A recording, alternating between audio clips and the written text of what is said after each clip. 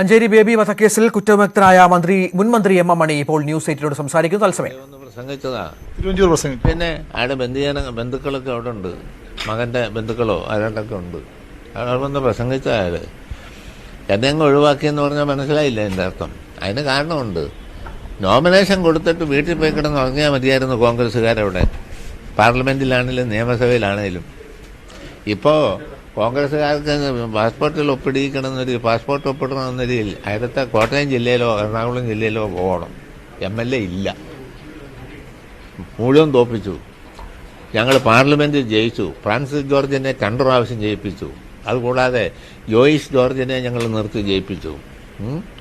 അങ്ങനെയാണ് കോൺഗ്രസിന്റെ അടി ഞങ്ങൾ പൊളിച്ചിട്ടുണ്ട്. അതുകൊണ്ട് എന്നെ ഒഴിവാക്കുക എന്ന ലക്ഷ്യമുണ്ടായിരുന്നു. അതുകൊണ്ട് അതുമാത്രമല്ല, ബാലു കേസിൽ ശിക്ഷിച്ച കേസ് അപ്പീൽ നടക്കുമ്പം അപ്പീൽ നിർത്തിവെക്കണം. ആ കേസിലും മണി പ്രതിയാണ്, പുനരന്വേഷണം വേണമെന്നും പറഞ്ഞ് പ്രമേയം അവിടെ കൊണ്ട് പെറ്റീഷൻ കൊടുത്തവരാണ് ഇവർ.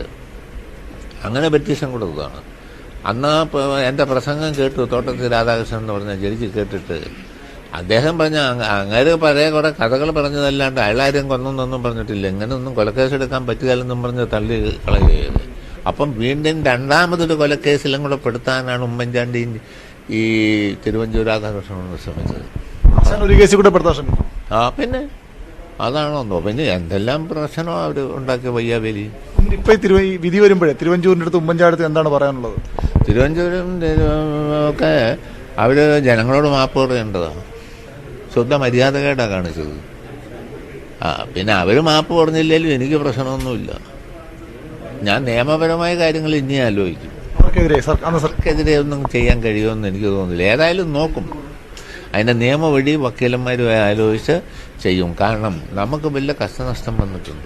അറസ്റ്റ് ചെയ്ത് എങ്ങനെയായിരുന്നു ആശാനെ? രാത്രിയിൽ വെളുപ്പിന് നേരം വെളുക്കുന്നതിന് മുമ്പ് വീട്ടിൽ വന്ന് പോലീസ് വളഞ്ഞ് എൻ്റെ വീട് വളഞ്ഞില്ലേ.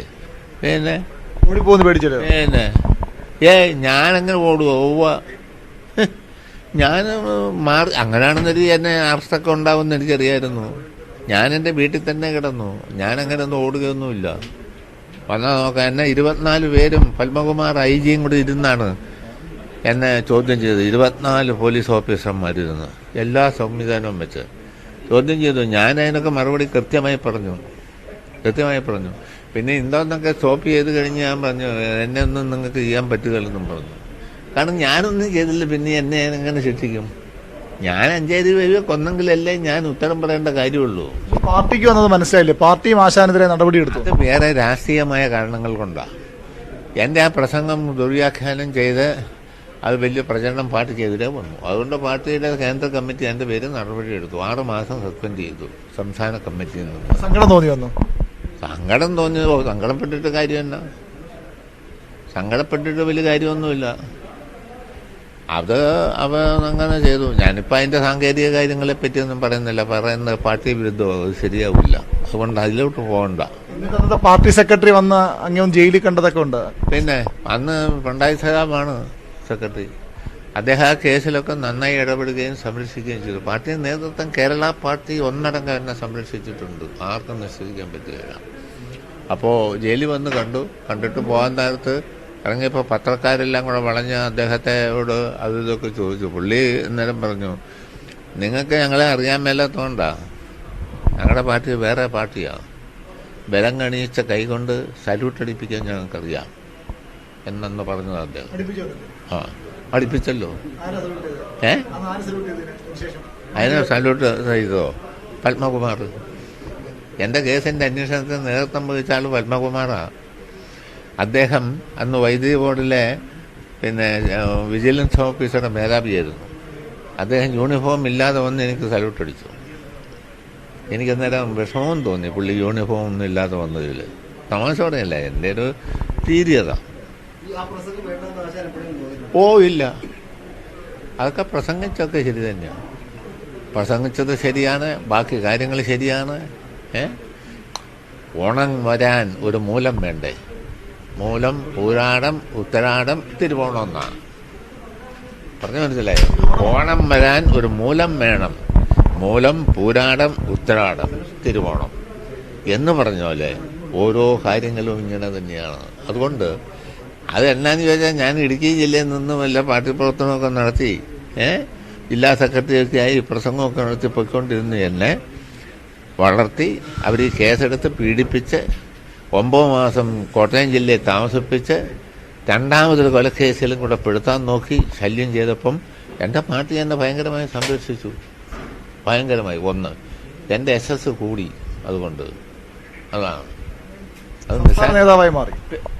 അത് പാർട്ടി വളർത്തിയതില്ല, പാർട്ടിയല്ല സെക്രട്ടേറിയറ്റിൽ പെടുത്തി. ഇപ്പോൾ വയസ്സ് 77 ആയതുകൊണ്ട് സെക്രട്ടേറിയറ്റിൽ ഒഴിവായി. സംസ്ഥാന കമ്മിറ്റി മെമ്പറാണ്. ഞാൻ ബ്രാഞ്ചിലായിരുന്നപ്പോൾ എന്ത് ചെയ്തോ, സംസ്ഥാന സെക്രട്ടേറിയറ്റ് മെമ്പറായിരുന്നപ്പോൾ എന്തൊക്കെ ചെയ്തോ അതുപോലെ ഇനിയും ചെയ്യും, പ്രവർത്തിച്ചുകൊണ്ടേയിരിക്കും. പ്രസംഗത്തിന് ശേഷം MM മണി ഒന്നും ഒതുങ്ങിയില്ലേ? ഇല്ലില്ല, ഒരു ഒതുക്കവും ഇല്ല.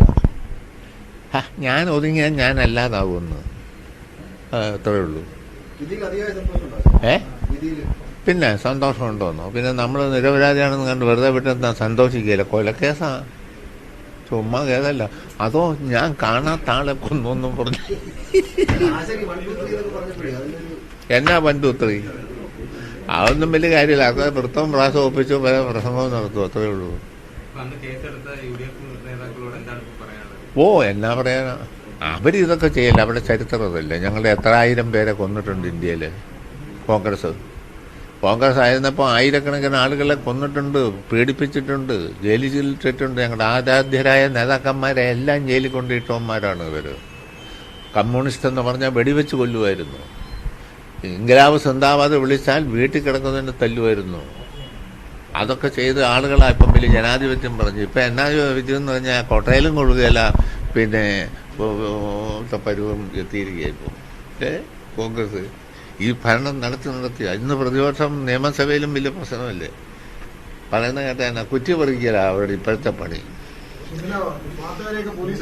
സനീഷ് കുമാർ ഏറ്റവും പുതിയ വിവരങ്ങൾ നൽകും. മഞ്ചേരി ബേബി വധക്കേസിൽ MM മണി കുറ്റവിമുക്തനായി വിടുതൽ ഹർജി ഹൈക്കോടതി അനുവദിച്ചു. മണി അടക്കം 3 പ്രതികളെയാണ് ഹൈക്കോടതി കുറ്റവിമുക്തരാക്കിയത്. MS സനീഷ് കുമാർ ഏറ്റവും പുതിയ വിവരങ്ങൾ നൽകുന്നു. അനീഷ്, ഇത്തരത്തിൽ മണി മാധ്യമങ്ങളോട് സംസാരിക്കുകയായിരുന്നു, അരുണുമായി സംസാരിക്കുകയായിരുന്നു. വലിയ സന്തോഷത്തിലാണ് അദ്ദേഹം. താൻ ചെയ്യാത്ത ഒരു കുറ്റമെന്ന് പറയുന്നു. കോടതി ഈ വിഷയം പരിഗണിച്ചപ്പോൾ എന്തൊക്കെ നിരീക്ഷണങ്ങൾ നടത്തിയാണ് മുൻ മന്ത്രിയെ കുറ്റവിമുക്തനാക്കിയത്?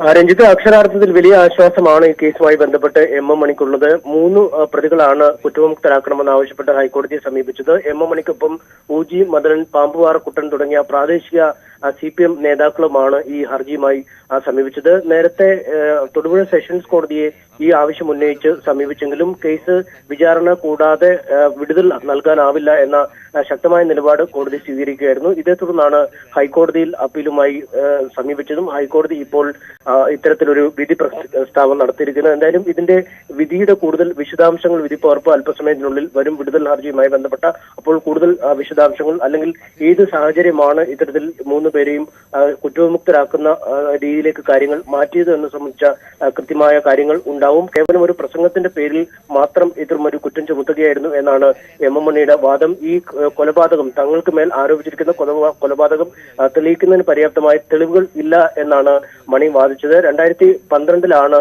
വിവാദമായ മണക്കാട് പ്രസംഗം MM മണി നടത്തുകയും 1, 2, 3 എന്നിങ്ങനെ പട്ടിക തയ്യാറാക്കി പ്രതിയോഗികളെ വകവരുത്തി എന്ന പരാമർശം നടത്തുകയും ചെയ്ത് തുടർന്നാണ് പിന്നീട് ഈ 1982 നടന്ന ഒരു കൊലപാതകവുമായി ബന്ധപ്പെട്ട അഞ്ചേരി ബേബി അടക്കമുള്ളവരുടെ കൊലപാതകവുമായി ബന്ധപ്പെട്ട അന്വേഷണം ആരംഭിച്ചത്. ഇതിൽ അഞ്ചേരി ബേബി വധത്തിലാണ് ഈ MM മണി അടക്കമുള്ള ആളുകളെ പ്രതി ചേർക്കുകയും അറസ്റ്റ് ചെയ്യുകയും ചെയ്ത്. ഇതോടൊപ്പം തന്നെ പരിഗണിച്ചിരുന്ന മുള്ളഞ്ചിറ മത്തായി മുട്ടുകാട് നാണപ്പൻ എന്നിവരുടെ കൊലക്കേസുമായി ബന്ധപ്പെട്ട് പിന്നെ കൂടുതൽ നടപടിക്രമങ്ങളിലേക്ക് നീങ്ങാൻ പോലീസ് അന്ന് കഴിയുകയും ചെയ്തില്ല. എന്തായാലും 1.5 മാസത്തിലധികമാണ് MM മണി അടക്കമുള്ള പ്രതികൾ ജയിലിൽ കഴിയുകയും ചെയ്ത്. നേരത്തെ MM മണി സൂചിപ്പിച്ചതുപോലെ തന്നെ ജയിൽവാസത്തിന് ശേഷം പുറത്തേക്ക് വന്ന MM മണി ജില്ലാ നേതാവിലുപരി ഒരു സംസ്ഥാന നേതാവായും പിന്നീട് മന്ത്രിയുമായൊക്കെ മാറുന്ന കാഴ്ചയും കേരളം കണ്ടു. എന്തായാലും വിധിപ്പകർപ്പിന്റെ വിശദാംശങ്ങൾ അല്പസമയത്തിനകം പൂർണ്ണമായി പുറത്തുവരും.